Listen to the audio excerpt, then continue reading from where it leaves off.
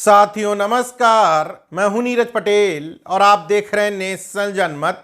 मोह माया त्याग कर सादा जीवन उच्च विचार का ज्ञान देने वाले तथा कथित साधु संत जो कुंभ में अदने से जमीन के टुकड़े के लिए गाली गलौज करते और मारपीट करते देखे गए थे, उसी फेहरिस्त में भक्तों की एक साध्वी मार्केट में आई हैं।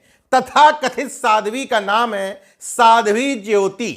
योगी सरकार के चरित्र और एजेंडे को ध्यान में रखते हुए सोशल मीडिया पर उन्होंने एक वीडियो वायरल किया जिसमें रोते बिलखते हुए एक धर्म विशेष के लोगों पर आरोप लगाए कि उन्होंने बाराबंकी के देवा कस्बा स्थित मंदिर के सामने शराब पीने का विरोध करने पर न सिर्फ उनके मंदिर में मांस के टुकड़े फेंके बल्कि धारदार हथियारों से हमला करते हुए बुरी तरीके से उनको घायल कर दिया और इसके सबूत के तौर पर अपने शरीर पर कुछ खरोंच के निशान दिखाए। जय श्री राम। सभी को सनातन धर्म का प्रचार करना हुआ बेहद ही घातक। देवा स्थित में मेरा मंदिर है। यहाँ पे कुछ मुस्लिम देवा के रहने वाले जिनका नाम मुजीब है, पिल्लू है, जुनैद है, ये लोग हमारे घर के पास मंदिर के पास डेली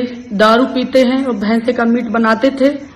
इन चारों पांचों लोगों ने हमारे ऊपर अज्ञात तरीके से हमला किया तेजधार हथियारों से और हमारी इज्जत पे हाथ डालने की कोशिश की। मुसलमानों ने हमसे तेजधार हथियारों से ऐसे वार किया है हम पर और हमारे मंदिर के में घुस के हमको मारे हैं। माननीय मुख्यमंत्री जी से निवेदन है कि वो अपने साधु संतों को जान माल की सुरक्षा करें और सनातन धर्म का प्रचार कर रहे लोगों को इस तरह से प्रताड़ित और परेशान किया जा रहा है देवा में इन चार। जय श्री राम। तो वीडियो में सुना आपने, इस तथा कथित साध्वी ने सारे एंगल ले लिए। जय श्री राम, सनातन धर्म का प्रचार, मंदिर में घुसकर मारपीट, शराब, मांस, मतलब दंगे भड़काने का पूरा मटेरियल तैयार करके रखा था। पुलिस ने भी सरकार की प्राथमिकता को देखते हुए 3 मुस्लिम युवकों मुजीब, पीलू और जुनैद को आनन फानन में गिरफ्तार कर लिया, मगर मामला ही कुछ और निकला। अब बाराबंकी के एडिशनल एसपी चिरंजीव नाथ सिन्हा कह रहे हैं ये सब झूठ है। मंदिर में घुसकर मारपीट, मंदिर के सामने शराब पीने की, मंदिर में मांस फेंकने की घटना हुई ही नहीं।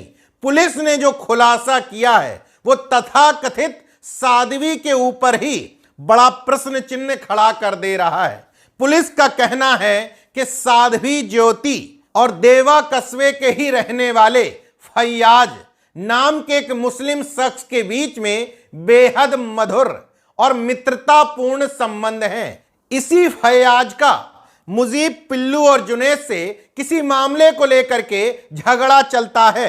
11 नवंबर को यही फर्जी साध्वी और फैयाज जुनैद के घर पहुंचे झगड़ा करने के लिए, लेकिन जुनैद की पत्नी का इस तथाकथित साध्वी से झगड़ा हो गया, मारपीट शुरू हो गई।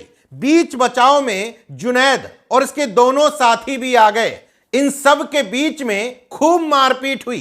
गौर करिएगा, पुलिस मारपीट की घटना से इनकार नहीं कर रही, लेकिन मारपीट का एंगल दूसरा है। अब सवाल ये उठता है कि जब पुलिस ने खुलासा कर दिया कि ये दोनों खुद जुनैद के घर झगड़ा करने गए थे, तो इस खुलासे के बाद इस तथाकथित साध्वी के ऊपर किन धाराओं में मुकदमा दर्ज करेगी? क्योंकि झगड़े की शुरुआत इसी तथाकथित साध्वी और उसके पुरुष मित्र फैयाज ने जुनैद के घर पर जाकर की थी। दूसरी बात, साध्वी के बयान से और उसकी तहरीर से समाज का जो सामाजिक माहौल खराब हुआ है, समाज को दंगे की आग में झोंकने की जो साजिश बेनकाब हुई है, उसके लिए इन दोनों पर किन धाराओं में मुकदमा दर्ज किया जाएगा? अपनी एक निजी लड़ाई को धर्म की लड़ाई बता करके एक धर्म विशेष के लोगों पर आरोप लगाने को लेकर के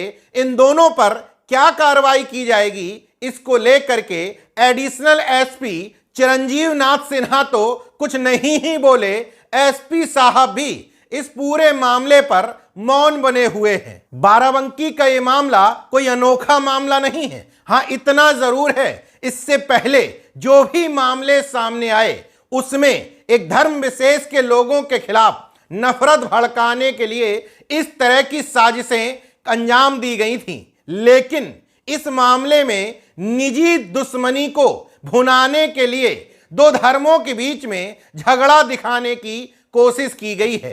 नेशनल जनमत न सिर्फ बाराबंकी पुलिस प्रशासन बल्कि उत्तर प्रदेश के डीजीपी से अनुरोध करता है, इस तरह के मामलों को संज्ञान में लेते हुए समाज का माहौल खराब करने वालों के खिलाफ सख्त कार्रवाई करने की जरूरत है। लेकिन अफसोस की बात है, सत्ता नशीनों को लगता है कि इस तरह के मामलों से उनके वोट बैंक में, उनकी नफरत की राजनीति में इजाफा ही होता है।